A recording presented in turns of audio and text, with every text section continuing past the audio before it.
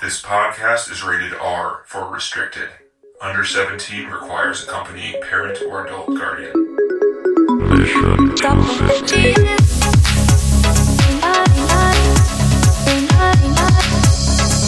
Guys, we're at number 7. Can you believe it? Number 7. I cannot. Top It's movies great. of all time. It's number 7. We only got like 2 handfuls left of movies. Godfather will probably take us 6 months, but yeah, still. I hope you keep saying that. I am nervous. We're going to watch all 3, right? But it felt nice. Like 1 week per movie. That's kind of nice after doing 9 weeks of Lord of the Rings. Oh, no, I know. Yeah, but no, it was good. It'll probably, the amount of trivia, there's going to be a staggering amount of trivia on. I mean, You seem there's certain about this for some reason. Television shows made about The Godfather. I mean, it's ridiculous. But yes. Oh, fuck. I can't even imagine the special features. I mean, I cannot begin to imagine. And I will choose not to imagine. And instead, focus on this movie, which is the 7th best movie ever made, according to IMDb and all the users therein. Pulp Fiction, made in 1994. Quentin Tarantino written, directed movie. His second movie. The movie that is credited to kickstarting indie movies as a viable way to make shit tons of money, I guess. 20 seconds, spoiler-free reviews. If you happen to be like, 2 years old or something, I don't know, who hasn't seen this movie, underage kids growing up. 20 seconds. All right. 20 seconds, guys. All right. I should stop talking. It's not making a lot of sense. Let's go TC. 20 seconds. Yeah, it's a great movie. I really enjoyed all of the actors. Knowing that they just become really famous after this, and some of them were initially, but it's a great movie and definitely a must-see for anybody that likes indie film and regular film, really. Yeah, I agree. John, what do you think? Yeah, I'll go here. So, just again, stunning to see it. I haven't seen it for a while. It's one of the best. What I noticed this time, I didn't last time. I think this is probably like the best buddies ever, almost like. But the way Vincent Vega and Jules are just so cool. They're so good. Yeah. We can talk about that at length. Great music. The whole circular plot is so awesome. The way it's tied together. But again, it's just really neat. And yeah, there's so much history to this film, and also the ground it broke is impressive. So yeah, it's a great film to watch. Agreed. I was surprised at how frequently I was laughing in this movie. I'm pretty sure I could imagine this front to back and recite the lines in my head even before turning it on after not watching it for probably over 10 years. But I watched this with Naomi last Friday, and we were both laughing for every part except for the middle part with the whole rape in the basement thing. But everything else was freaking hilarious. That's not funny. Yeah. But it was mostly, ending the 20 seconds and getting into conversation here, mostly Jules and Vincent, their conversations.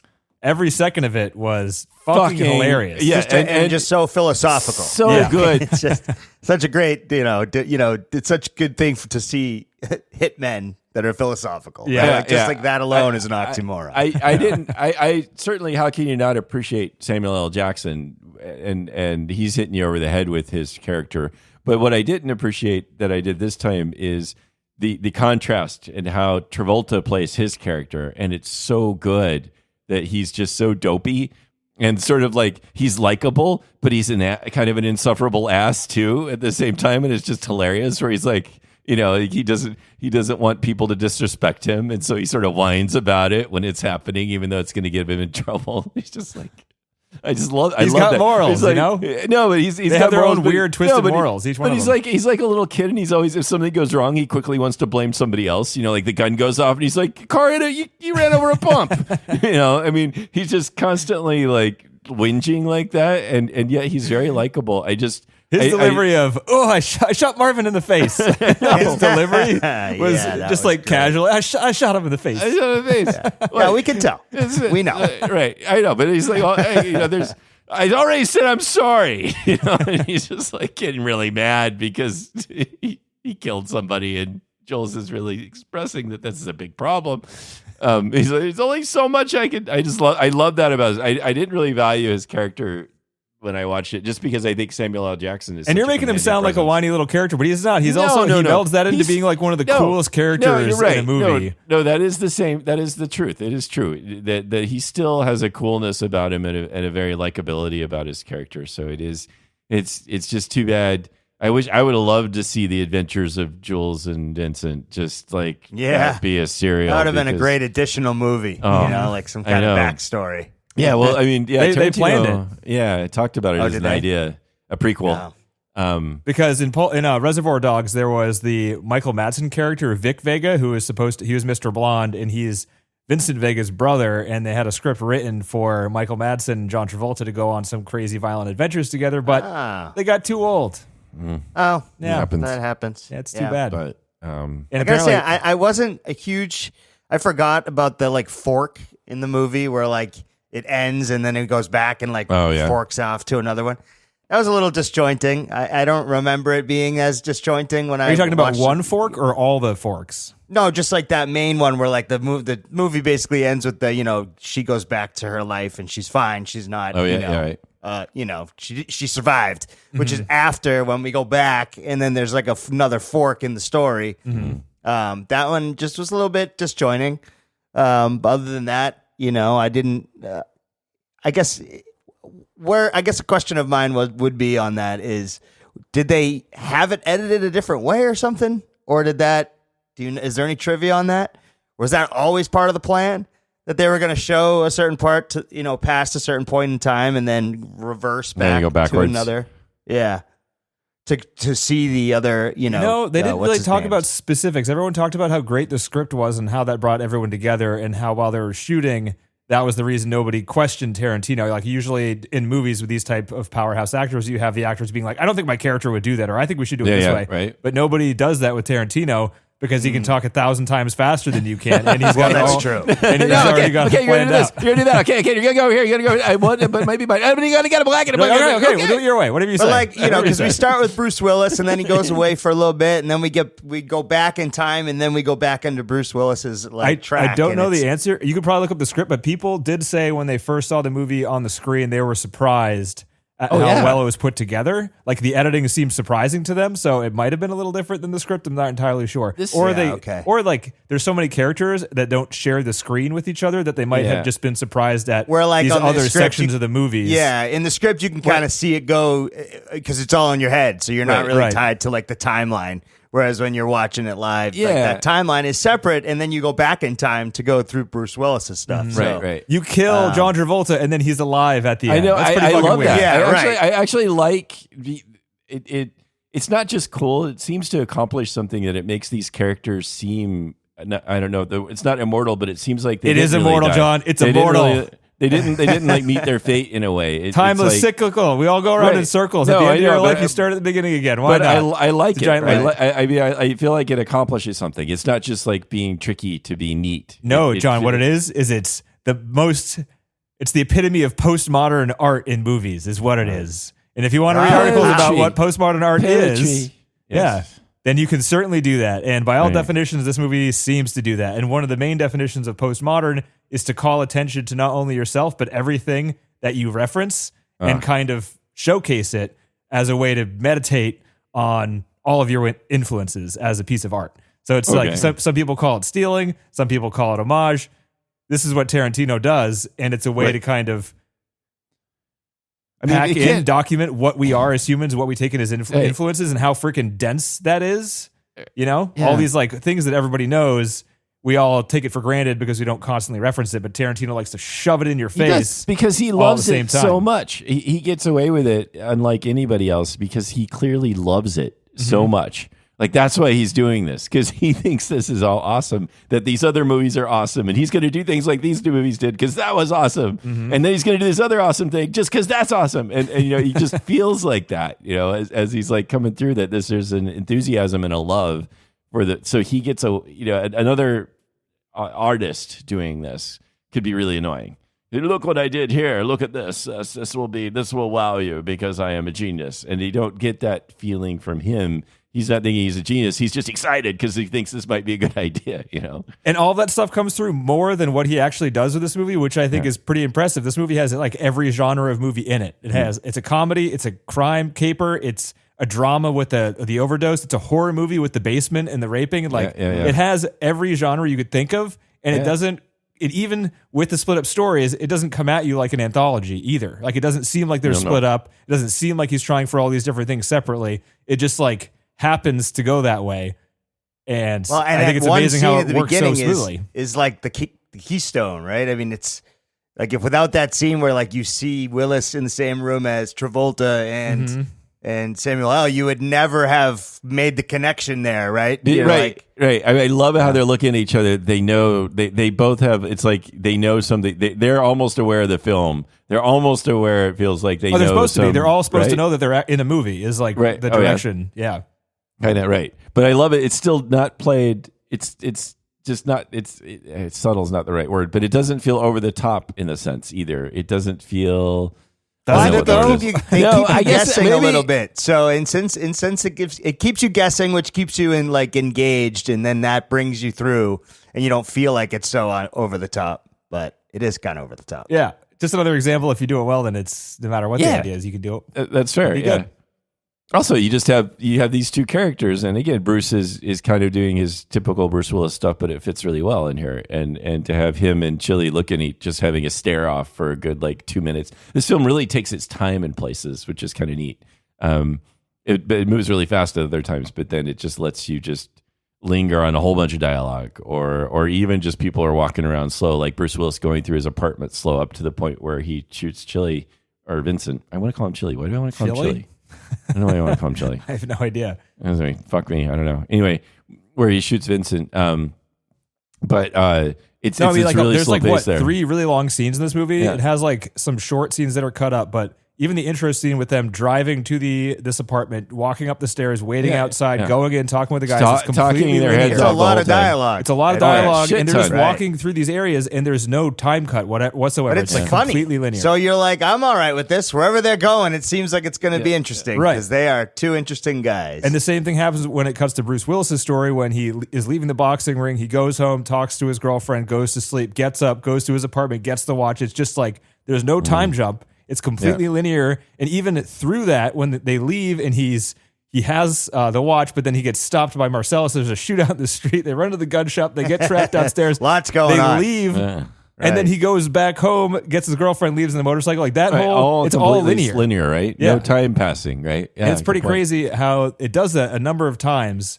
while still traveling, like doing like traveling back and forward through time.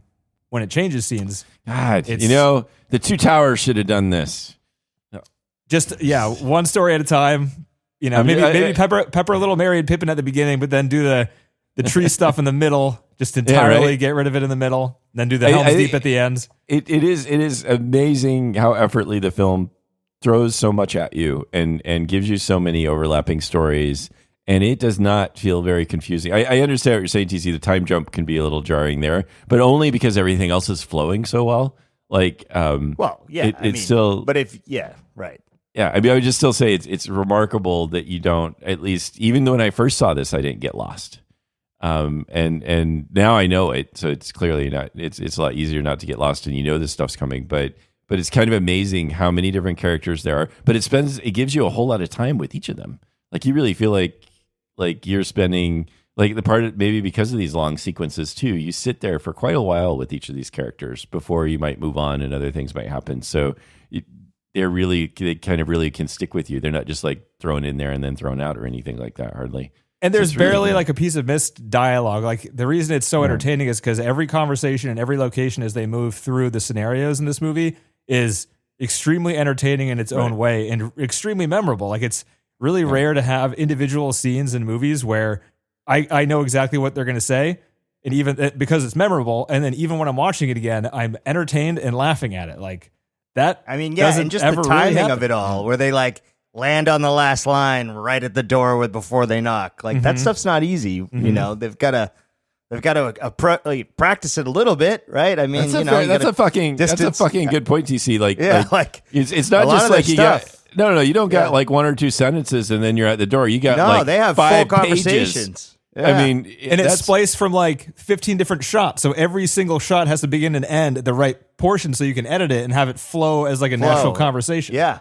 No, I think they did a fantastic job with that stuff. That's a good point. It's those are not easy before sunrise, before sunset. I think we've seen one of those. It tried to do that, right? Does it pretty good. It does it pretty well. Yeah, it's just not an easy thing to do because it's also not an easy thing to do to like just have dialogue and have you be interested. And that movie is only walking around with dialogue. This movie, they're always like going somewhere. They're going somewhere, and then they murder somebody. Right. So there's always a win. Talks. Yeah. It's pretty awesome to watch them interact. And then even Bruce Willis, I thought, did a great job. Like him and what is the other actor's name? The one that was getting raped? Ving Rhames. Oh, Ving Rhames, yeah. He was great. I thought he was great. Now, you don't even, and like knowing who he is, you can like you said, John, if you were watching this for the first time, you wouldn't really have known who he was yet. Like I hear his voice, I know exactly who it is. Yeah, right. yeah. So in the beginning, when you're only seeing him from behind, it's kind of like, well, I know who he is at least. But like if he was a very kind of I don't know, they kept him in secret right up until that fork, really, and you just get to sort of hear him more than you see him.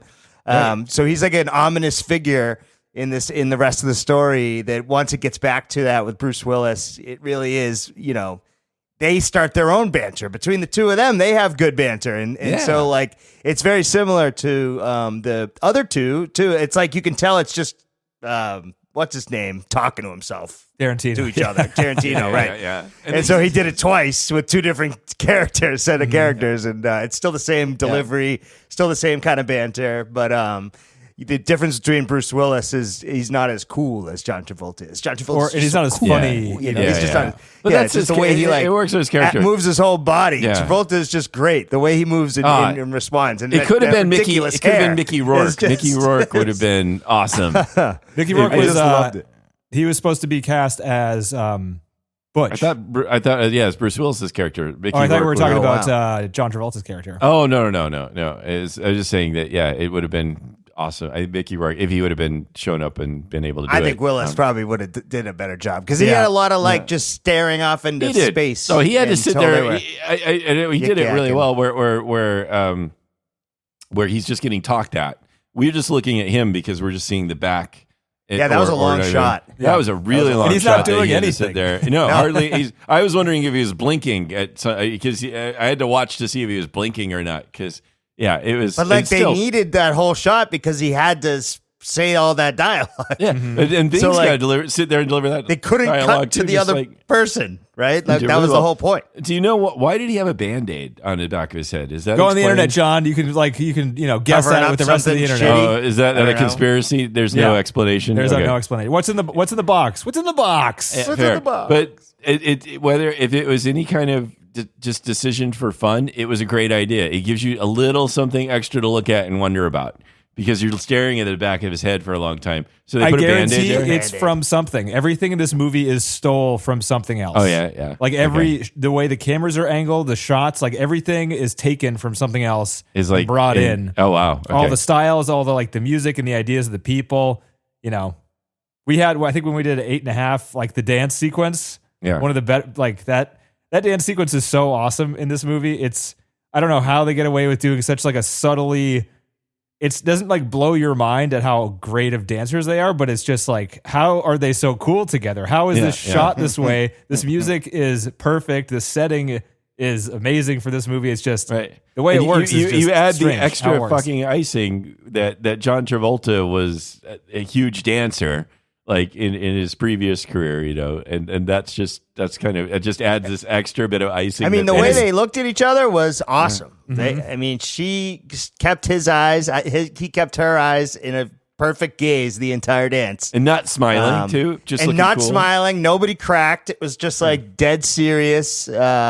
I love it how was a Vincent great Vega's scene. like hesitant the entire time, and he's like, "Oh Yeah, shit, right. I gotta go do this." He's And like- as soon as the music starts, he's like just dancing. He Boom. just kicks into it. Yeah, he's the best. Right, he's the best one on the stage. Yeah, that was great.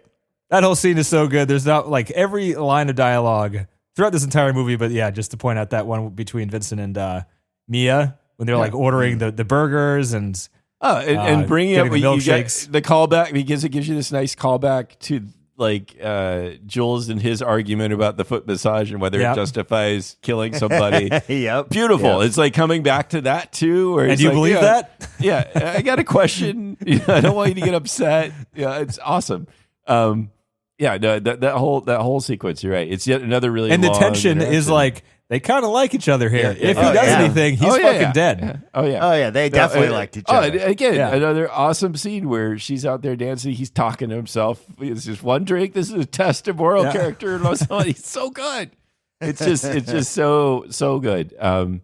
But yeah, Go home, jerk off, go to sleep, and that's the night. Yeah, that's right. That's what we're gonna do. Oh man. So it is good, and the intensity of the overdose scene, like how it starts off, Yeah, that people was yelling at each something. other, But it's also funny too. I was know. laughing uncomfortably a lot during that scene too. But it also has a good a good action tension the way they pull it off, and yeah. But you've got even there, you've got his girlfriend or wife rather sitting there like kind of enjoying the Laughing, whole thing. yeah. First, And then the they're stoned yelling person on the at couch each is other just like a staring married at the whole couple thing. should, and then it's just like. The book is so damn important. Why do you put it by the needle? It's just great. Like you can hear him crashing. Yeah, I that love was the funny. audio, the live audio of him crashing around in the room behind, and they're just yelling at Throwing each other. boxes, Yeah. shit's everywhere. Never finding that book. Yeah. It was again just nice the way they insert that stuff in, and the way they built that scene is also really good. You just take that, and there's so many. I mean, you can have this insert thing. Okay, the watch needs to be valuable. So how are you going to like clearly describe how this watch is valuable? You fucking get Christopher Walken in there. Christopher Walken scene. in, right, Holy of course, shit, right? that was so good. I know. Isn't that and that long shot of him talking was fantastic. Yeah, phenomenal. the way he, like in the beginning, I was like, "This is a heartfelt story," but by the end, I'm like, "He's hilarious again." He turned from being like serious and sad, but now he's talking about shoving a watch up his ass. Right. Yes, His he had watch it in his ass for years. It is then in years in mine. And It was such a perfect switch. Like I don't know how Tarantino does it. I don't know. But and again, it's pretty unique. I'm sure he pulls out. He gets this from his actors too. But fuck, I mean, you have Christopher Walken doing this. Like, who else could do that? I mean, it's just, and maybe it ends up fitting because it's hard to think of any of these characters, especially like certainly Jules, Vince. And Walken's character, you can't think of them being played by anybody else. I know that they weren't always Butch the first. too. I think the Butch? same. Mickey Rourke would have done good though. Anyway, Marcellus Wallace. I mean, literally, Mia. No one else could have done Mia. yeah. Mia. The way Uma did it. That's true. I mean, Especially again, what with the poster. The poster art is pretty iconic. Right. It would have been something. It would have been something else, and maybe it would have been just as good. It would have been different because of the script is so good, the story is so good, the dialogue's so good. That it's going to work necessarily, but I don't know. It's so hard.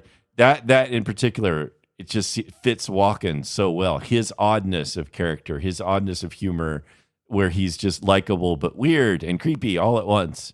And he plays it straight, and unlike other characters in the movie, he's not trying to joke around with a buddy, right? He's his character is trying to be serious, and even still, it's hilarious just because of the story he's telling. Yes. But the way there's just such a subtleness to how he says it too, because it's just doing his Christopher Walken thing, but it's so good in this. It's just, and he actually fucked up in the take that we see, and it adds a lot when he's just like he's talking really seriously towards like the first half of it, and he's like, "This watch was in your grand." Like then he continues on. He pauses on this watch. He forgot his line. So he paused, and then he just like, "Shit, what's my line?" Oh yeah, okay, there it is. And then he continues on, but it adds a dramatic point to the watch. He's just like, "This watch," and you're like, "Oh, this watch." Now I'm gonna meditate on it for a couple seconds. Right. Yeah, it's like a perfect mistake. You're just thinking about how it felt up his ass for years is what he's doing. This watch. Or it could be seen like he's about to break, like he's so emotional with the story, like he has to collect himself in his own character. Like it just really works. It's just, it's ridiculous. Mm-hmm. There are two scenes that I could do without personally.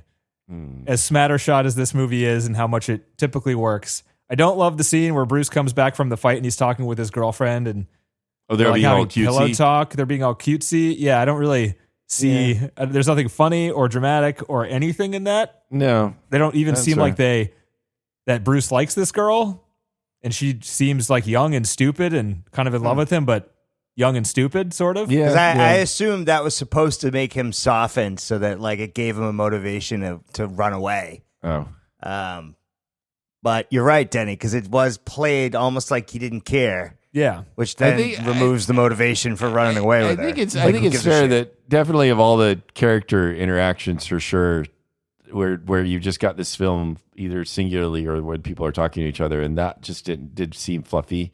It wasn't interesting because she was basically acting like a kid, and then that's a little weird. And it was annoying too. She's like, yeah.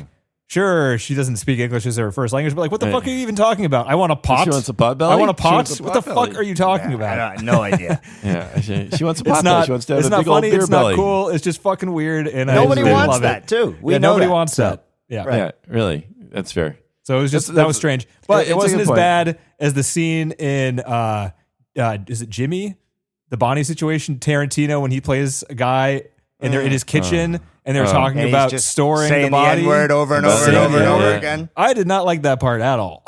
I didn't think it was cool, Yeah. funny, No, necessary. not sure what anything. it was there for, Tarantino is really. not a good actor, and No, it he's felt not. oddly like he wasn't acting, and he just wanted to say these words. Is how it felt, which Kinda made me felt feel like that. pretty uncomfortable. Yep. That's Yeah, fair. didn't love it. I Got think nothing that's else to fair. say about that. I just didn't love that scene. Yeah, he was. I saw some trivia where he was either going to play that guy or he was going to play the drug dealer. And then the reason he didn't want to play the drug dealer is because he wanted to be behind the camera during the overdose scene. Oh, what a We all know the real. No, he wanted to direct it. He wanted to be able to No, direct. I know, that but for just you, like what a whatever. weird thing to be like. I have to be on that one. Yeah, yeah. Yeah, that can It was be a real, played in my head real forever. action one. Yeah. This I way noticed could this say time the that N-word a lot. So. the cab driver that picks up Bruce Willis, one of the first shots of her are her feet and how she doesn't have any shoes on. Did you guys realize that? Ah, no. Because I mean, No, since the last time I've Quentin- watched we this, know we know everyone's- Quentin loves the feet. We Right, know he that, loves yeah. the feet. Big That- feet guy. He's a big foot guy. Makes sense. Wiggle your big toe, right? Yeah. Correct. But I still like, yeah, it's like, it's for, even though, yeah, that scene's pretty terrible, but it's so forgettable because then the wolf comes in and it's great. And That scene when they're interact- talking to each other when they're cleaning the car, he's like, Yeah. "Why the fuck am I cleaning the brakes right, out of the back right. of this? It's your mistake. We're switching. He's like, Switch with I'm a me." race car and I'm in a red line, and all I'm telling you is it's bad to have a race car in the red line. It's just so good. Once again, this is his fault. He's fucked up and he's sitting there saying, Yeah. I'm just, I said, I'm sorry. And now that should have been enough. Anyway, again. And then the wolf was like, great. "Pretty please, clean the shit out of the car." Right, with sugar on top. And Yeah. I just like that too, where he's like, just don't look at me that way, Jules. I'm looking at you.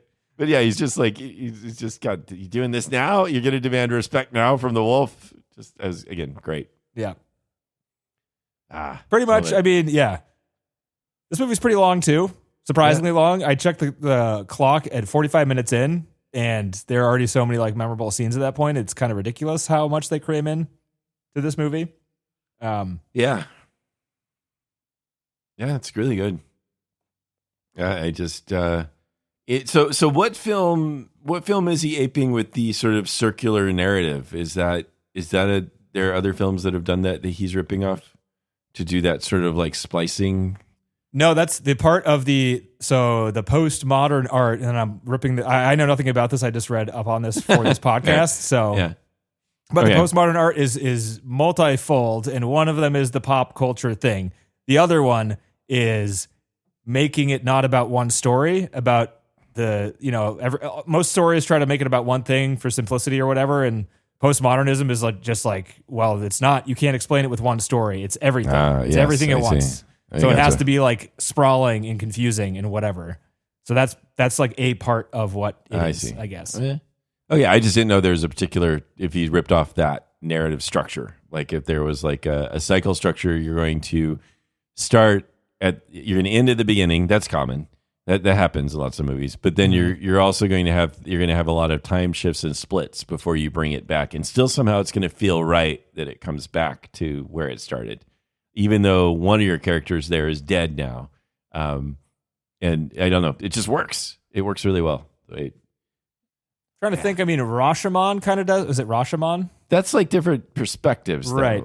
Right. It's telling the same story from different perspectives. That one. It's not like doing a time jump and things like Real. that. I mean, you go back to hear each person's story, but it's not that's what this film somehow pulls It didn't off. happen in a movie popular enough to the point where everyone thought that this was like one of the biggest things this movie does is popularize the confusing narrative structure. Right, but not non-linear confusing, narrative structure. just not traditional narrative structure. This one I didn't feel was that confusing. Just not in like a linear structure. Right. Yeah. And I mean, as seen by all of the Guy Ritchie movies and all these other movies that came out immediately after this movie came out. That's right. Where it just like introduced funny, fast talking characters and have them do random shit and cut time randomly and hop back to different points in time. Like there was actually in 1999, the Webster Dictionary added Tarantino-esque as a word because it's an actual thing. Because that's when you know you made it. It's three things. It's the nonlinear narrative, it's the fast, quippy dialogue between characters, and it's the quick ultraviolence. Those are the three things that make something Tarantino-esque. I was surprised, cool. I was surprised at how non-bloody that first shootout in the apartment was. Like when he shoots the guy and the couch. It looks fake. Yeah, it doesn't I look was surprised. Great. It's like they pointed a gun at him, added a sound effect, and that was all they did. Totally. Even when they shot that it got bloody later, but that whole sequence was done quite bloodless.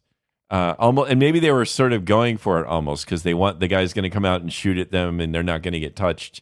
And I don't know. Maybe that was just the feeling is they just wanted that to not seem real violent, I guess. Well, those scenes, they're just trying to rip off old gangster movies and exploitation movies of the 70s as much as possible. So they may have just like gone to a specific way. And a scene saw and be that like, the well, violence they didn't have a muzzle flash back then, so we're not going to have a muzzle flash. We're just going to... Okay.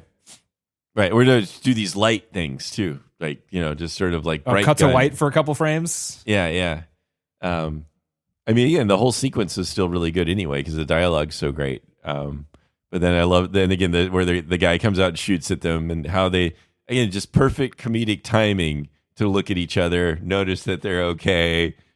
Say, hey, look behind them. Us. It's like, there were bullets in there, right? Right. What the fuck just and happened? Look at him and be like, all right, well, now we're going to shoot you. And just the timing of that is just quite awesome to pull it off the way that between the two of them, the way they're both like looking around and doing it. I don't know. It's and amazing. I'm so far removed from watching this for the first time because I used to watch this movie all the time.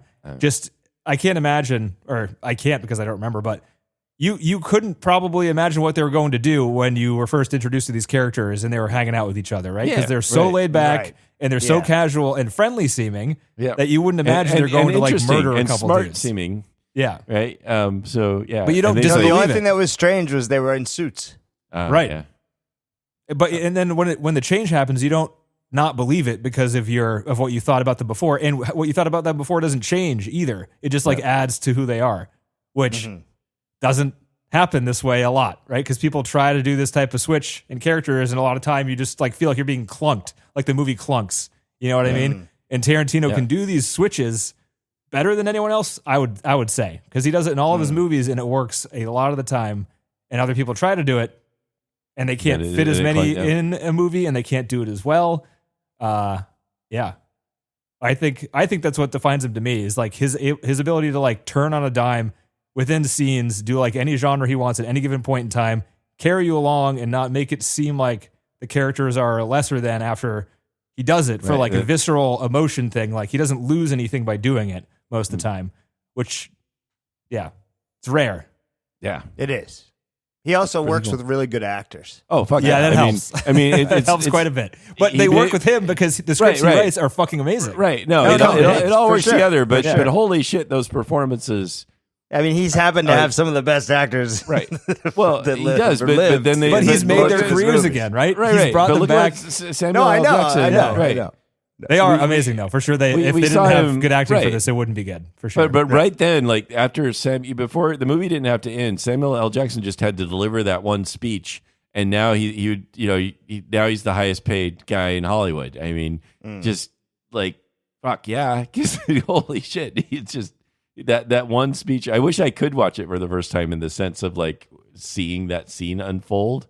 As you say, the speech when he's about to shoot the guy, you're talking about that one? Yeah. When he first you first see this oratory thing that he does, and he just does it again. It's kind of like it's the angry equivalent of Morgan Freeman, sort of like just like Say holy what shit, again? This is powerful. Where Right. Morgan's like really toned down, Right, Samuel, right, but like, but you hear has the just as narration. much power. It's like Shawshank Redemption. You're like, holy fuck, that guy is just gonna do whatever he wants for the rest of his life because he can fucking narrate. And the same thing with like Samuel L. Jackson. This guy can do this fierce dialogue, and it's like, holy fuck, that guy can do now whatever he wants for the rest of his life because he just did that. And kind of the same thing over and over again, and it doesn't really get that old. It's pretty good most of the time. No, but then there's so much like calmness and chit chat in between those like punctuated parts that it's great. Mm-hmm. You know, even the way that he is calmly talking, and then I love the like sort of he's got this spiritual moment now. So you know, so at the diner he's all like Zen guy, and it's pissing Vince off, and it's great. I love it. Yeah. Yeah, I think this movie, I can't think of anything else like it that is, nothing has surpassed this. You know what I mean? Like a lot of movies tried. There aren't a lot of movies that instantly get copycats like this one did. Kind of surprisingly. this I guess movie it's because it's low budget and it could be replicated for a low budget to some extent, but nothing surpasses it in this genre, right? I can't think of anything better. Obviously, it's number 7 on this fucking list. Like, why would obviously it's the best? But it's just crazy to think that he made this is his second movie, and he made this. This is his genre almost. It's like it's like this genre, meaning films like Quentin Tarantino's, sort of, right? Right. I mean, so he defined. I mean, it is a mishmash of everything, but that's what he did. But he's just one of those people that has his own vision and always had, and carried it out well and executes and stays with it, and doesn't cut corners, and really but it is really tries his best. It's an interesting point to think of that, because we'll watch Godfather, and that's maybe the best gangster movie. There are plenty of gangster movies before that. We'll watch Star Wars, and it's arguably the best science fiction film, or Dune, or whatever. We have the genre already. This is different then, because it's like, this is Quentin Tarantino. It defines its own. Tinataro. Tinitarian. He defined. Damn it! I had to get that going, and then You I wanted to fucked say up the something name. smart and insightful, TC. Why I did you have to make fun of it when he flubbed his own language? Why did you have to do That's that? just how it's got to be. That's the end of my career. I was going. That was my Tinitaro. moment, and then my moment's gone because I can't say the name. Anyway. No, he doesn't have a genre, right? Because it's every genre. It is, but then that's what it is. That's Right. like a Tarantino film. Like, you have Tarantino-esque, right? That's what this is. And then, like you said, then there are a whole bunch of films then that go and try to imitate this. Because, I mean, why not? I think 'Cause Denny is has it pretty right though. They tried to imitate it because it's cheap. It's also, cheap. maybe too. Yeah. Well, It was accessible in order to do that. Whereas, well, yeah. I mean, you're not going to go imitate Lord of the Right. Rings. Right. Well, yeah. It doesn't have. You don't have to go to New Zealand to have people say a bunch of words. So, And this is the horror movie industry now, where every single successful horror movie. God, John, you infected me with your stumbling. Every successful horror movie has 10 sequels, right? Because it's essentially people ripping off the same story over and over again. Because hey, it's going to make you money, and you make it $2 million as a sequel. You're going to make $20 million. Good to go. Yep, that's fair. Yep. Oh man. But this one, I can't imagine seeing this when it came out. It has the same kind of energy as like a Clockwork Orange. A little bit, like the violence is a little scary, but also entertaining in a way that it's easier to swallow in this one, because it is a little less violent than Clockwork Orange, maybe. Oh God, no. There's the Clockwork Orange was far. I don't know, more. dude. The scene of the guy in the basement getting raped by I a know, couple of okay, rednecks, you're right, that's and pretty then bad, he you're gets right. sliced up with a sword, and then he's talking about torturing him with a blowtorch and a pair of pliers. All that shit is pretty right. dark. That is pretty but dark. You're the right. way it's done is like almost like a comic book, but not so much so where it's not heavy. You know what I mean? Like, No, it's still kind of scary. It's not watching it. It's certainly done. The samurai though. sword. It's like him selecting the weapons really lightens it up a little bit. Oh, yeah, right? yeah, He's it was like funny, when he right, goes up yeah. and like does this little like, what do we think? Chainsaw? Nah, it's a little too heavy. What do we think over here? A broomstick? No, it's not going to work. And- I I got a samurai kind of- sword. And Yeah, it fuck yeah. works. It also, again, it sets it up so well. They again, And the gimp, the fucking gimp. What the hell? It's just silly, or kind of, Yeah. but It also is, kind yeah. of scary. What is that guy Makes doing no with his sense. life? Yeah, I know. He lives in a box, and you lives didn't in a want to wake him box. up because he was sleeping. But he's in the box. Don't you just do whatever you want with the gimp? What do you mean he's sleeping? Is he not just sleeping in there all the time until you get him out? Right. You should get him What out. do you mean? How do you know he's sleeping? He's in a box. You don't even know if he's sleeping or not. Why do you think the gimp's sleeping? Does he sleep at a certain time? And whenever he's in the box, they Is call that it when sleeping. he sleeps? I don't know. You don't get it. He gets This is out of the part box of their on his own? weird sex shit. I don't fucking I don't know. know. We need a whole spin-off about this gimp guy because No, thanks. there's a lot of unanswered No, thank you. questions. No, keep the Unpleasant. gimp. Put the gimp back down. All We're right. good. That's going to be like the Jesus sequel to Big Lebowski that nobody wanted to see. Everybody. That Just the didn't go sound anywhere. of the main guy Zed with his hand on the gimp's head, like moving his fingers and the sound of the fingers in the leather. yeah. That was Just bad. That so was memorable. that was menacing. Yeah, Yeah. menacing. That was. So the other thing that made it they just is brilliantly done with this sequence is to have Bruce's character Butch be hesitant about saving him. So then that makes us sort of like it makes it okay for him to sit there and dawdle over what weapon he's going to choose, too, because he's like he may not have saved him at all, and it makes sense. He They didn't they have need to set save it him. He up. could have let him Right. fucking, Again, rot. He's Yeah, not they- rushing to make a Right. decision. Exactly. They need Yeah. they needed to set it up well that it's like not necessarily easy decision for him to make. Well, it also is that like he enjoys this too, so he's Yeah. going to pick something that he gets a kick out of. Yeah, right? yeah. You He's know? like he's starting to. Yeah, I know. And that again. Like if it I is a have to pretty go funny save sequence. him, I'm gonna go kick some ass, and I'm gonna choose the chainsaw. Nah, we're gonna choose the baseball. Nah, we're gonna choose the sword. Let's go with the sword. Right. The comedic timing of that again is brilliant. Like you could move too fast or too slow with that, and it would have been annoying. So just getting. I think the most people time- wouldn't even do it. They would have skipped right to him walking down the stairs. Right, that's fair. Or just finding the sword or whatever. But to do it. But to speak in how they edit it, like one of the reasons they might have chosen to do it this way, I mean, they had to have filmed it anyway. But the music, You in that always part, have to the film music it, throughout the yeah. movie is, I'd say I'd put it in the top 5 best soundtracks ever, if not the best soundtrack ever. It's perfect every time, and it adds to every scene, especially that scene with like that surf rock with the horns, like pow, and he's like walking down the stairs, and it's got the weird fucking trombone thing. It's perfect. It's scary. It is It's funny. It makes it lighter, makes it weird, kind of makes it cool. It does like so many things. Oh yeah. All at the same time. Sort of like non-original score, like whatever you call it when it's a soundtrack that's just a collection of yeah. previous There's not songs. one piece of score in Right. this movie. So you call It's it just entirely soundtrack. That's soundtrack. I like soundtrack. those, to be honest. Yeah. Oh yeah. And in this I think movie, it melds like stuff that's going on in the movie where people in the movie can't hear it, but a lot of the time they can hear it. yeah, Like they're Sing listening along to it. stuff in their car. Like it That's true. opens with. It has that the Dick Dale song for the credits, Yeah, but then yeah. towards the end, the guy changes the radio station. The Jungle and Boogie, right? Jungle Yeah. Boogie, and then we're in the car, and you're like, "Fuck, yeah, that's so good. It works It is so good. well." It's smart. Bruce is singing along in the car when he gets spotted by Marcellus. Yeah, like to, Mia Wallace to- is dancing in the room to the records. It's just Yeah. to all great songs. The dance song that they did, the C'est La Vie song, that was good. One Mm-hmm. other piece of trivia I know is that Uma Thurman thought it was a bad choice for the dance song, and Yeah. Tarantino was like, no, this is good. No, He's like, that's a good he said one. it's perfect. Yeah. Trust me. It is, yeah. I mean, I feel like that's probably his line a lot. Yeah. You know.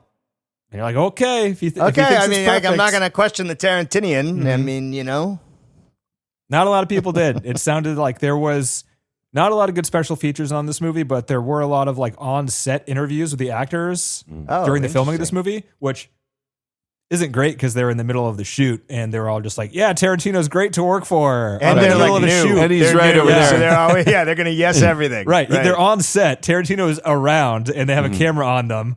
And they're like, yeah, this is a great experience, obviously. So it was mostly just fluff, but it was cool seeing them as young people and behind the scenes shoots of like how low budget this movie was. Very low budget. It was $8 million. $5 million was to pay the actors. So $3 million for the rest of it. The largest single amount of money spent outside of actors was the $145,000, what is it called? Jackrabbit Slim's set. Oh yeah, that was a great set. I loved it. I loved how he walked around there almost like he was lost, like before he found where It seemed like a real restaurant, like with all the people and the It was- extras. Seems like a and- cool restaurant, to be It was honest. wonderful. I'd go there. Everybody's doing an impression, so it was really cool. I liked it. that whole conversation between like there's not two Marilyn Monroes. That's Marilyn Monroe. That is some other actor. That was funny. Yeah. That was awesome. Like correcting her, like, yo, you've got your people wrong. And Like, you can just hear Tarantino coming out of the movie during that, correcting people, getting celebrities wrong, which I'm sure he knows Right. every fucking celebrity on the face of the earth for the past 200 years. You're probably right. Yeah. And also just an homage to like pop culture. Even more concentrated in this already a collage of pop culture. Every little detail in that, like what they called the menu items, what they called a chocolate versus a vanilla shake, Amos and Andy or whatever. Martin and Lewis, Amos and Martin Andy. Lewis or Amy and Andy. Brilliant. Yeah. It's just like Chocolate or vanilla, there. TC. If you didn't know, it's chocolate or vanilla. Just really cool.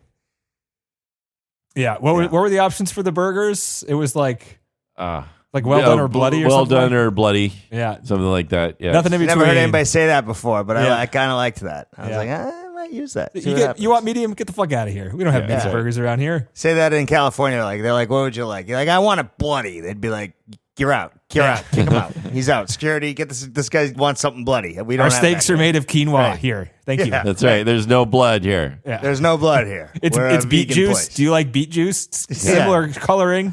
That's true. Similar taste ish. What other scenes are we missing here? Are we missing any scenes? Oh, the gunfight, the ending sequence again is great. With them holding the guns at each other. Oh yeah, bitch, be cool. What's her name? She had a great part to play. She had to play the sort of like out of control, freaked out. Oh, cool. What's Fonzie's cool? Yeah, and she did it great in that sense. So she just seems really frazzled. And point the gun at me. Opening scene Point the with gun her, at me. You don't probably expect her to be the one screaming, "Everyone, shut the fuck up!" Whatever. Everyone, be cool. This is a robbery. Yeah, and then she screams, "Any of you fucking pricks move! Yeah, I'll execute every one of you!" Like right after they whisper sweet nothings to each other at They kiss the each other table. goodbye almost. Yeah. It's just a great and it gives you such a great way to start the film because it tells you unexpected shit's going to happen. Right, like she does that, and then boom, there's your title sequence. So it's like this is the fucking movie. This is what's going to happen. You're going to get a whole bunch of dialogue, and then some crazy shit's going to happen. And we're going to go back to the lots of dialogue in a minute here after some credits. And something I've always stuck with me too, and how odd it is, and it kind of it represents the movie. They cut her footage. They freeze frame her saying her line before she's done saying talking. her line. Yeah, right. And it kind of sticks out as like a fuck up almost. Right, but it's not, and it's I don't know what it is about it, like the intentional fuck up at the very beginning of the movie. It's like this is like I don't know. It's not like high quality, but it's sort of like that means it's scrappy. I guess I don't know. Yeah, it has a scrappiness flavor to it, but it seems intentional because because it doesn't happen that way elsewhere in the movie. It would be easy not to make that mistake. Right. It was a stylized choice by Tarantino to do that, and right before your titles, too, right? You know, yeah, it's just I appreciate it, and I can't really describe why I appreciate it, but I really do. It's not something a lot of other people would do because as somebody like me, I'd be like, why would you do it that way? That's wrong. Yeah. That is obviously wrong. You want to end it after she's done doing her dialogue. That would be the correct way to do it, right? Yeah. Right. Yeah, I mean, yes and no. You don't think so? It's more creative doing it this way. It's more creative. Yeah, I think it. Yeah.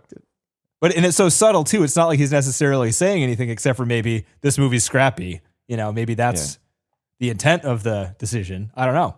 Or just to let it sink in for a second while you hear that music come up, and then boom, right to the next. Maybe the footage of her credits. finishing the line wasn't as cool as that frame, and he just liked that. Maybe he might have liked that could be. That might have been better. He wants a still shot to end on to let you dwell on a still shot before we hit the credits. Well, I'm thinking like a still think. shot after she finishes her line. That would seem smoother in my head, right?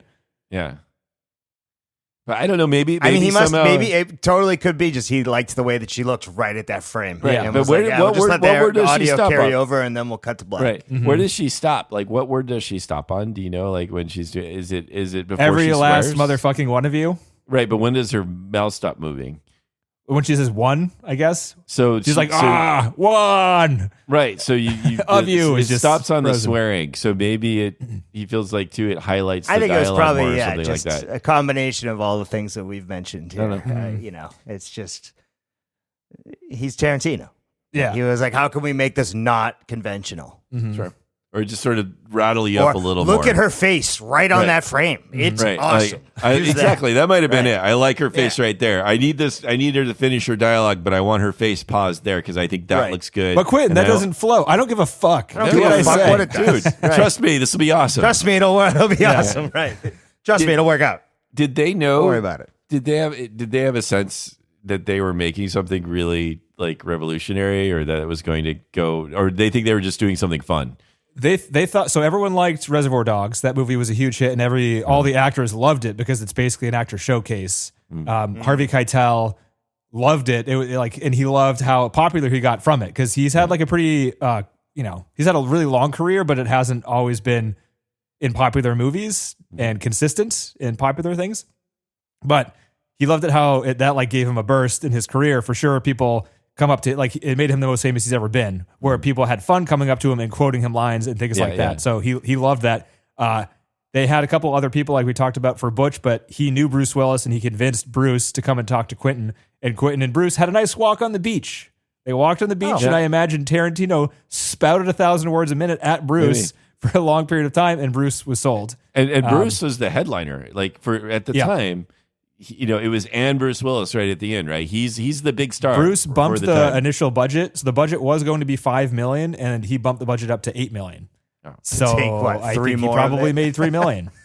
Wow! Out of this $8 million budget, and he was a big draw. He was kind of having somewhat of a lull in his career. Like his previous, 3 movies were kind of duds. But he was still considered an A-lister at the time, so this wasn't necessarily a resurgence. Wow. But it made Samuel L. Jackson from he was in some roles, but this like made him into an A-lister out of basically nowhere. Brought John Travolta back from like 10 years of nothing. Well, he was in Look Who's Talking, but he was, which is funny, but he was never really hitting a dramatic role. So was Bruce Willis. He was also in Look Who's Talking. Yeah. Hey, you're right. Bruce Willis was the voice of the baby. Yeah, that's cool. Do we know anyone bald and looks like a baby? Yeah, Bruce Willis. He doesn't sound like a baby, but he looks like one. But you're not going to see him. No, we should cast him. That'll work. This will work. No. It's perfect. He won't sound like a baby at all. It'll be funny. I thought those films were funny when I was a little. I liked them when I was younger. Yeah. You ever watch those, TC? What are they? Look Who's Talking. No. John Travolta and Christy Alley are the parents of this baby, and the baby can talk as a voiceover. Oh boy! And it's Bruce Willis. Oh boy! Yeah, that's funny. Popular movies. Yeah, but John Travolta had done Battlefield Earth, and he was kind of sinking. And that was after this, wasn't it? Was it after? Yeah, for sure. That was after. I thought Battlefield Earth was before. No, that was like 2000s or something. Oh, really? Shit. That was when he was starting to sink again. Then. Yeah, 2000s Battlefield Earth. Okay, never mind. Yeah. So, but he had done some roles. I thought his career was kind of going downhill a little bit, or wasn't great. Yeah, he hadn't done anything since like Saturday Night Fever. That had been hit big, I guess. Yeah. Yeah. Brought him back. Made Uma Thurman. Yeah. I don't know if it made Ving Rhames. Certainly the first time I'd ever seen him. What else we got? Other scenes. Oh, the shooting up scene.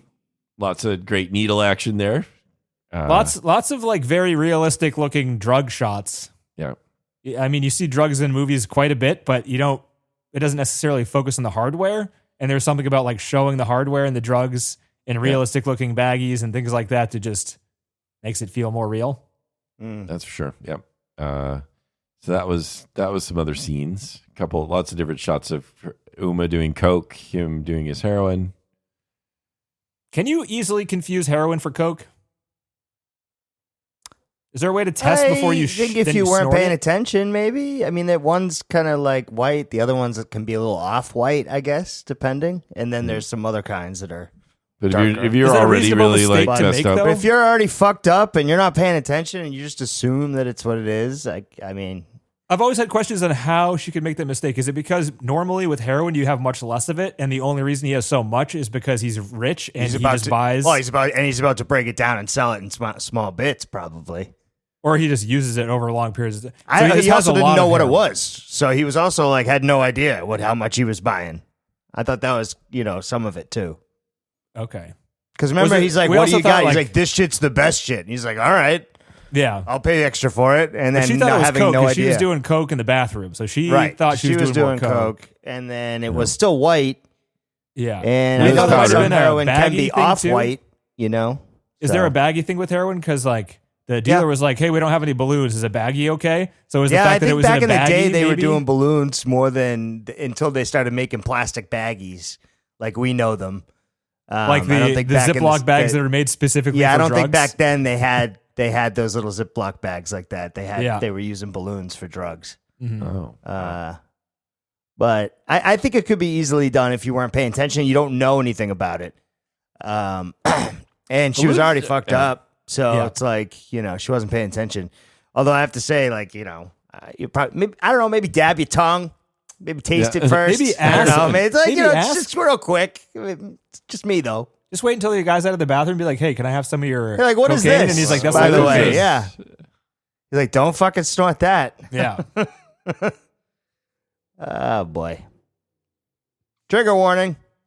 It's kind of surprising how there's some shots in this movie that don't really seem low budget in a lot of ways. Like, I don't know, low budget movies look shitty a lot of the time. This movie has some Like lighting wise? wise, and just like Yeah. what they have to do to convey something without showing it. But this movie shows it a lot of the time. Like the shot of the guy the drug dealer taking the phone call, and the way it syncs up, and then hearing the car screeching down the street. He goes to his front door, and the car drives across the view and smashes into the house, and then he goes outside, and the car is in the side of the house. Like, how is that low budget? That's got to be hard That's to true. do. That didn't look Jesus, low budget. Did You're Quentin right. storyboard shit? Because it's hard to. He's just imagine how this is all put together so fluidly. I don't think they storyboarded it. No, Quentin's just like, "Hey, put the camera here. Hey, put the camera there. First play. We're gonna go over here." Maybe so. Yeah. But He doesn't. it's I don't impressive. think he. I I don't agree. know. This There's- feels I don't know what to polished. It mention feels polished, well thought out. Well, The scene, the well, shootout like, in the streets structured. with Ving Rhames and that shootout with the random people in the crowds, that didn't seem low budget either. That seemed like That's a real true. street. And it, like that, the shot of that random bystander getting hit, Right. the way that looked was like super realistic and not cheesy looking. Everybody like did their parts, like, and it's even the little bits there are really good. Like how the one girl who's like coming up and he did it over there, and he pulls the gun, just like, nope, I'm fucking. Yeah. It just again, just maybe he's just really good at this with actors, and maybe he has an attention to detail. It's like, you're gonna be like this. This is what you're gonna do, because you're gonna see the gun, but then you're gonna be like, nope, I'm fucking out of here. And I don't know. It's just. It's part of what adds to the sense of polish or like this too, is with that. It's like, yeah, everybody's doing their part like really well. But yeah, it is a good sequence. You're right though. It doesn't, no way does this feel low budget. Yeah. Especially with like the long shots, like walking through Jack Rabbit Slims. Right. A lot of the car stuff doesn't seem low budget for some reason. Netflix would have given Scorsese $50 million just for a shot like that. Do we know what like studios he had access to? Did he have access to any? Miramax. So he had a lot. Miramax was. Does Miramax own a studio? I don't know if they do own a studio. I wonder, like, so there's lots and sort of sets that are already built for towns and homes, and It seemed you to know, be if like you could those get are on real there houses. for a day and do the one shot, right? Or maybe they Yeah. had another show that had a car into the wall. You never know, right? Yeah. And Maybe. so he might have been But I able mean, to they showed- piggyback off something. They showed so much of the houses a lot of the time where I bet they just found people and shot in houses is what They it were actually like, "Hey, felt like. can we use your house? Yeah. Do you mind if I smash this car into your house?" Sorry, I was going to I- renovate it anyway. Go for it. You'll be known as the dead N-word storage house for the rest of your life. Right. Yes. Right. That Oh, guy look, who plays the that's drug the house. dealer was the guy who was originally cast in the first Back to the Future movie that got fired from set after 3 Oh, weeks. Eric Oh, Stoltz. did he? Yeah. Yeah. He was funny. I was thought he good. was good. Yeah. His stupid long hair. He seemed like if you had to have a drug dealer, he seemed like a pretty good one. He was like, He's he gave you he's options. total He was pot laid back. drug dealer. Yeah. He gave you the real deal about like what you're buying. He's like, not gonna lie, these two bad ones, they're still the best. This one Yeah. though, next level. Right. Can't go wrong with any of them. An honest drug dealer. Yeah, you know? honesty. It's a Right. rare trait in drug dealers, I imagine. I think we've talked about all the scenes. I got some trivia. You guys want to hear some Okay. trivia? Yeah. Do you guys know what Quentin Tarantino was before he sold his first script? Is he working at Tower Records? He was working at Or a video store. Video store. Video Oh, rental wow. clerk. Yeah, so he had access to all these movies. He grew up in front of a television, and then he worked at a movie store, until he sold his first script, which was True Romance. He sold that one that got made. That was a Tony Scott movie, I think, ended up being. That's a good film. Yeah. I'd watch Weird it again. film. The soundtrack is a little annoying in that one. But he sold that one. It was floated around studios for a while. And then for Reservoir Dogs, they wanted to hand it off again. They wanted him just to be a screenwriter. But he fought, and he got the budget lowered for that one to direct it himself. Nice. And he also made it so he had final cut. Like, he took all the rights to Reservoir Dogs. He wasn't going to sell it unless he had all the rights and the ability to direct. And he was so afraid the entire time of making that movie that they thought they were going to fire him the entire time. One of the producers who stuck around him, I forget what his name is, but one of the producers had his back, so they didn't end up firing him and kept reassuring him during the making of that movie and this movie. He was still pretty unsure. He's like, they're going to fire me, aren't they? They're not. Man. They don't like any of this. But he gets all of his shots every day. He always comes in at budget, never over. He always delivers it on time. They call it, like, he's one of the more respectable or more responsible directors there is. He never tries to push it. He takes pride in doing things like within the constraints that are given to him. He doesn't want to be an asshole he's not like one of those directors like, I can do whatever I want. Like, I don't give a shit what the contracts say. I'll just fucking do whatever I want. He's like, no, that's what we agreed to. That's what I'll do. Right. Oh wait, that's going to cost too much. Okay, then we'll do this. This will be awesome. We'll do it this way. Yep. It's got 1,000 other ideas. He's it's going to work resourceful. out. Yeah, right. It's fair. Yeah. I have a feeling that he, more than other directors, I mean, he has criticized old directors making worse and worse movies, which to some extent that happens, but I don't think directors have the youthful, crazy energy that he had, which I have to imagine tapers off faster and more noticeably than like regular people. Because watching him back in the 90s talk, he's crazy. He's crazy. Yeah. He talks really fast, and he's just got so much energy all the time. It's like he's almost on the spectrum, you know? He may be. There's like, yeah, it's, you know, you can think about that. Not that that's a bad thing, but I mean, he's certainly a unique individual. But he's wired, you know, he's certainly wired up with this stuff. And it's in a way, it always seems to come across as just enthusiasm. You know, he just loves it. So he's excited to talk about it, and he wants to share his excitement. It gives energy and confidence to the actors 100% of the time. Because not only is the dialogue great, but he goes in there and he acts with the actors before they start rolling. So he knows all of the dialogue, 100% of it in his head. So he'll just walk up, do the lines, and be like, no, what you got to do is like this. And he'll go in and like jump around and do the thing. And be like, all right, now you do that. And he'll like run back behind the camera. And there's shots of him doing the dancing at the Jackrabbit Slims contest where he goes up there and dances with both John Travolta and Uma Thurman, being like, no, I want you to do like this dance. It's like, you're doing this. You got to do that. Yeah, you got to do this little fish. You do the fishbowl. And then you don't do two fingers, Uma. You do more of a hand thing. But John, you're going to do with the two fingers. Okay. Yeah, and then we're going to get the camera right up in your face for this one. And then we're going to put the camera right in John's face. It's all going to be one take. And then you're going to start going backwards and the camera's going to follow you. And then we're going to turn it back and we're going to go backwards here. And yeah, he gets up in there and everyone gets excited. And everyone understands, like the direction is clear, right? Because he just acted it out for everyone what's about to happen. Wow. So, pretty unique stuff. The first script he wrote was Natural Born Killers, but he didn't sell that one until later. Oh. Took him 3.5 weeks to write Reservoir Dogs, which I think we probably talked about at that podcast episode, but that's it's not a long period of time. No, it's not. Samuel L. Jackson auditioned for Reservoir Dogs, didn't get it, but liked it so much afterwards that he vowed to audition for every Tarantino movie. I'm going to do it until he got one shot. Then he got the second movie that Tarantino did, and he was in every single Tarantino movie probably after that. Since then.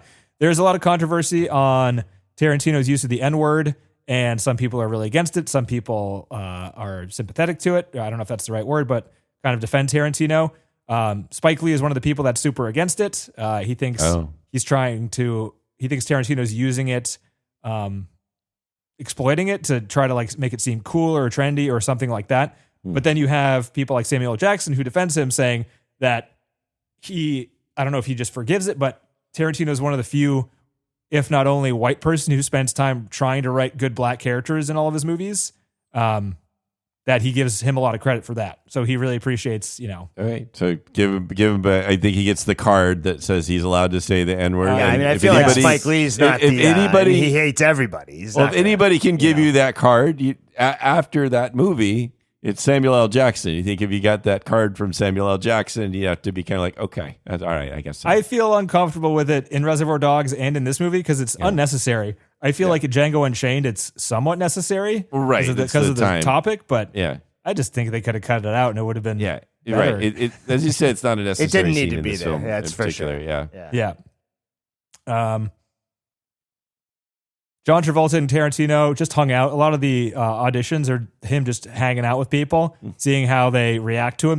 Basically, it's if Tarantino thinks they could tolerate him, if they could take his direction, if they think his enthusiasm is a good thing, then he'll bring him on. Or they're not like annoyed. So would you just stop talking? Just stop. No, stop talking. Mm-hmm. Yeah. Then that's a good sign that it's not going to work out. Yeah. So for the casting, Harvey Keitel, the Wolf character was written with Harvey in mind. So that was that. And also for Amanda Plummer and Tim Roth, the two robbers, those roles were written for them, those actors. Michael Madsen, like I said, was supposed to be Vincent Vega before a couple other people were considered, and then John Travolta was cast.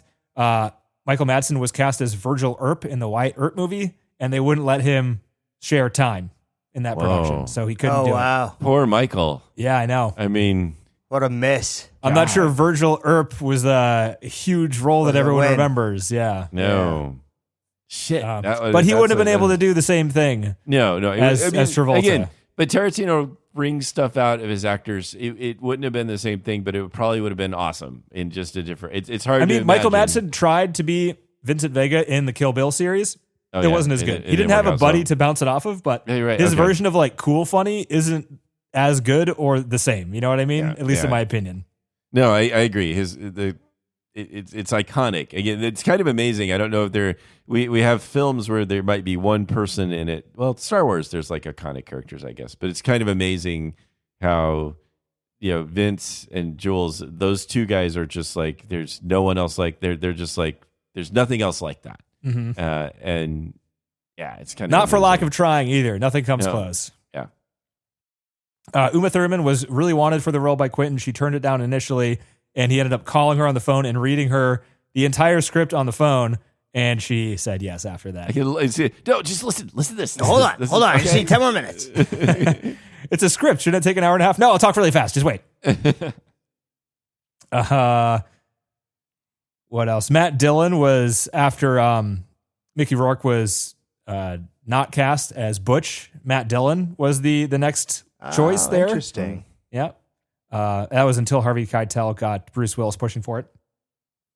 So they wanted John Travolta's character to really sell the idea that he knew and acted like he was on heroin. So they got this guy that was like a ex-heroin addict to come and talk to him. And his description of what it felt like to be on heroin is if you lined up a bunch of shots on the edge of a hot tub and you were relaxed in the hot tub and just started shooting the shots of tequila and just sat in the hot tub and chilled, that would be like a tiny taste of how good it feels to be on heroin. So John Travolta went home and was like, honey, I got homework. We got to get into the hot tub. We got to start drinking tequila. Oh, God. So he did it. Really? And he tried to like remember how he was acting, and he took that as how he acted when he was doing the heroin in the movie. Yeah, he did pretty good. Tequila in a hot tub. No, but however he's doing it, it uniquely defines his character. Like that sort of like cool slowness, dopey, but still not stupid. Still lucid. Yeah. Still cool, and he doesn't care. That's the best it's part. Like all his inhibitions have gone. He doesn't. Yeah. He's now saying whatever he feels. That meme, I still, even though that thing has been memed a million times, where he's trying to figure out. Yeah, he's trying to figure out where the microphone is. Yes. It's so fucking funny. Oh no, it's good, and it can be used for so many things. Yeah, and his character is so well defined in his actions too. Like how he dies is so fitting for him. Mm-hmm. Like he's I gotta take a shit. I'm sure he says to himself. He probably said it out loud, and he put his gun down on the counter. He's not coming home. And just He probably didn't say it out sitting loud. there reading his book. Funny. You know, He missed his Jules. He wishes Jules was there so we could tell him he was going to go take a shit. Yeah, exactly. Yeah, so he just probably just said it to the wall, but I'm sure Like he still did in the said diner too. He was reading the same book on the toilet in the diner when he wasn't there. Yeah. Which makes sense because that was like the same day, basically, wasn't it? Yeah. Yeah. It was shocking when I first saw It the was. film that he died. I was really upset just because he's such a great character. It's like, oh, they fucking, which is why it sort of it heals the wound a little bit that you get to loop back around and still see him at the end of the film. But it sucks. That pause there before he shoots him too is pretty iconic. Yeah, it is. Yep. Well, again, perfectly timed. Like you don't want to go too long, too short with that. It's just, That's where all of the violence in No Country for Old Men came from, was that one 30-second long part of Pulp Fiction. Oh, really? I mean, I imagine so. It's like the style that No Country had. It's like the, super realistic, very quick, very bloody, nothing flashy, realistic gun sounds. right, body right. falls like a body falls. Yeah, that's fair. No movement after getting shot 1,000 times, right? You just get blown backwards and then you're dead. And you're gone. And it's sudden. And yeah. The violence is violent. Mm-hmm. I want to see No Country for Old Men again too. That was. I watched it recently. It just came out in 4K yeah? movie. It's fucking good. So the convertible and the wallet, badass motherfucker, whatever the wallet says, badass. Yeah. Whatever. It's the one, I think it is. It's the one that says badass motherfucker. Yeah, that was Tarantino's wallet. And the convertible that Vince drives around, Tarantino's convertible. Of course. It's saving money. He was broke for so long, like legit broke. He was sleeping on people's couches, working at a video store for so long. People were very, very happy when he started making it, like all of his old friends and stuff. So he spent a little money after the success of Reservoir Dogs, which was a pretty huge success for an indie movie. That car got stolen on set during the filming of this movie. No, really? Yep. That's a bummer, but this movie, on an $8 million budget, made $213 million at the box office. Wow. So he's doing okay. I think he's doing good. fine. Oh, yeah, he was good. Good. The table flip by Samuel L. Jackson in the first scene where they're intimidating all the people that stole the briefcase was improvised. All the reactions were real. Scared the shit out of him. And this movie was moving so fast that they only planned one take and they only took one take. That was it. Wow. Holy cow. So like they got it. Tarantino, it's kind of hard to get a read on him, but at least for this movie, he was moving so fast that it was impressive on how he got a shot and knew what the edit was going to be to know if he actually had the shot. Like there was a scene of the stunt guy that was stunting for Ving Rhames getting hit by the car and rolling off the car. They taped a pad to the back of the car. So the pad moved. So the guy got hit by a car, rolled over the car, and the pad was moving. So he missed it and landed on the concrete. So the stunt guy landed on the concrete from the car. Ouch. He's a stunt guy. They didn't even say, "Are you fine?" or anything. They just some guy started fiddling with the pad, being like, "Well, that didn't work." But then Tarantino comes over and he's like, "Yeah, we don't, so I'm going to cut as soon as he's off the roof." So you got him falling, right? Like you got the picture. He's like, "All right, we're good. Next." So like he's editing the movie in his head as he's getting shots to be like, "Do I have what I need?" He's not Right, like, or "Let's do it can I again to make it make work?" sure." Let's make sure. And he's like, "I know I got it or I don't. It's going to be edited this way. I don't need this part that you think I fucked up. It's going to get cut out anyway. We're moving to the next thing." But he can decide. He can also alter it in his own mind to make it fit, right? So he's like, "Well, maybe I was going to show that, but now I can just show this, and that'll be good too." So yeah, we can move on, right? Yeah. So he's also. It seems like he's likely very fluid too, like adapting to a situation, being like. In this one, he was, yeah. They were just flying around. Like they had a shot list. They didn't show what the shot list, how it was comprised, but it was probably just scenes, I would imagine. And he never missed. He never missed a day. Wow. That's impressive. Yeah. This movie at the time was the number 4 highest number of instances of the word fuck in a movie ever. Back in 1994, it was number 4 with 265 instances of it. Quite a lot. Wow. Yeah. That's a lot. At the time, the only movies that had a higher number of word fucks was number 3 was Reservoir Dogs, his own movie, 1992, 269 instances. Goodfellas, 1990, 300 instances. And then Menace to Society, 1993, 305. That was a good movie. Yeah. I thought that was funny as hell. Yeah. But so number 4 then, it's number 47th now. So still in contention. What's number one? There's like three. One movie's called like curse words. One's called fuck. They're just about the word. So that doesn't count. That's cheating. I think the one that if you didn't count those weird ones, it would be Wolf of Wall Street. Oh, because it was like 3 hours long and they cursed the entire time. It has like 560 something. I think maybe you need to have a not just a absolute number, but number of fucks per minute or something like that, so that you don't like it's density. It's all about the density. You can't just make a 4 hour long movie and win, right? Right. It has to be frequent. These are the rules. You can't be about the word, and it has to be about density. Yep. Almost done here, guys. What else we got? I'm surprised. I thought there was going to be a lot more around this film. It was kind of a bummer. I got so they have a 4K version of this movie, which is worth getting if you like really. It's a good transfer. The 4K isn't really nice looking, but the special features are mostly fluff. They didn't have any good documentary crew on set, or at least getting good footage. It was just one-on-one interviews on set with these actors, and they didn't talk about like anything real. They were just like, "Yeah, Tarantino's great. This movie's great. Script is great. Everything is great." No commentary tracks. No commentary tracks. Tarantino never does commentaries. Really? Yep. That's too bad. It is really Although, too bad. it'd be tough to because he would never shut up. Maybe, right. but it is too bad. Holy shit! I mean, he would be a wealth of knowledge. He would tell you probably where everything was inspired, what inspired everything. The thing is, though, he's the kind of guy who doesn't want to record it because when it's recorded, then he can just listen to the recording. He wants to fucking tell you about it 1,000 times. He wants to go on every single radio show and talk about it over and over and over again.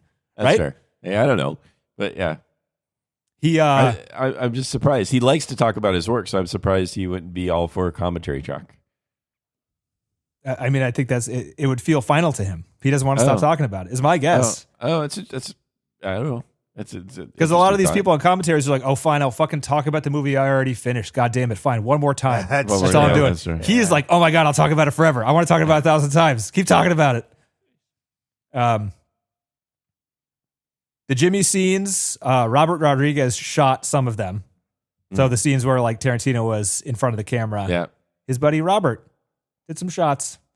This movie, and the last piece of trivia I have is that this movie opened on the same day as The Shawshank Redemption, which was October 14th, 1994.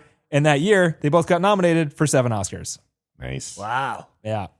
Palme d'Or at the Cannes Film Festival. So yeah, one of the special features was the acceptance footage for that. Oh yeah, that was a shit show. Oh really? People were booing, and they did not react well to it. What? Yeah, it was really weird. Why were what? People didn't like this movie. Some people really didn't like it. I thought it was like. Apparently, it was like a sense. I thought it was. I mean, it played really well. The Palme d'Or back then and before then was all like art house movies about like history and life and serious topics and kind of slow pace. And this movie comes in and it's whatever the fuck it is. It's a lot different. And even though it won, some of the people, the cerebral types for art were like, I can't do this. Yeah. They didn't like where art was going, right? Any giant change. And then later we got this. T-Tane. Now we've got robots. And then we got T-Tane. Thanks, Pulp Fiction. Pulp Fiction paved the way for T-Tane. Seriously. Right. That's true. Yeah. It paved the way for a lot of shit. This movie, more than, well, I don't know. This movie's up there in terms of like Star Wars and Gone with the Wind and, you know, Jurassic Park and movies that change the way movies go. Toy Story, you know, like there's some really huge movies that shift the entire industry in a certain direction. And this one is one of those movies that just totally shifted the industry, at least a major portion, or at least it created a whole new portion of the industry. And even popular movies, they started to do like the banter. The character-driven banter is still in Marvel movies. Fucking stop doing it, but like it's still there. This idea, you could have a guy working at a video store that can make your studios a whole lot of money. So then it also is like, oh, you don't have some seasoned Hollywood veteran whose mom and dad were also in Hollywood coming in, and you know it gives us this idea that you can grab somebody off the street if they're really good, and that can also shake things up, and maybe, and sure, there's probably a lot of flops and stuff out of that too. But I imagine it gives like people the idea of I could go to my video store and find the next Quentin Tarantino, and he's going to make me a lot of money, and so that opens up the path to a lot of indie development too, right? Because and gives hope to a lot of like people that work at video stores that Right, dream about right. being a director. A lot of you could just really love movies, and that means you can translate that into making them. All you need is a really good script. Harder to do than you think. That is way harder to do. Yeah. I think. Yeah. You need a really good script that someone else thinks is a really good script. Mhm. You know, like some studio executive thinks is a good script, and that's hard to make because they've got all those little. Well, this has to be like this, and this has to be like that, and you can't do this. This is trending now. This isn't trending with how this is trending. Right. This doesn't fit into our algorithm. That's the hardest part. But that's why Sinners is so good, right? Sinners. fuck Yes. Sinners. Go see it if you Well, haven't. so we want to do that. Yeah, we're going to do that. So, all right, so that's let's it. finish Top this. 250. Oh, I would say yes. I say Yeah, no. I'd say probably yes. I mean, top 10 even. I'd say maybe some top might say. 5. No, this And one's you guys, I definitely. think I rambled on laughing. You guys were both laughing out loud throughout this movie? I was laughing a lot. Yeah. Yeah. Yeah. John? Yeah.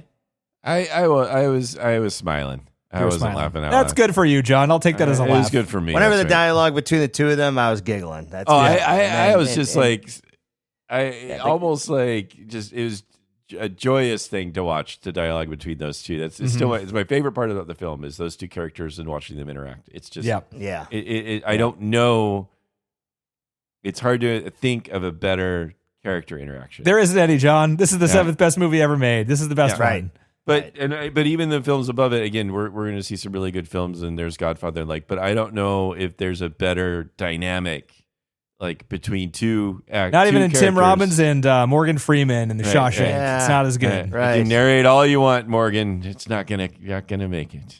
But yeah, I still anyway, like it's that just, movie. I don't Oh, care. I'm not saying. I'm just trying to talk about like if I think of the singular thing that I No, love. I What do agree. I I think agree. about this film? And They may not have cool suits, but at least their pants are filled with sand. Am I right, guys? Hey, and on that note, all right, Nothing what are we better doing next week? Next Sinners. week, I have no idea.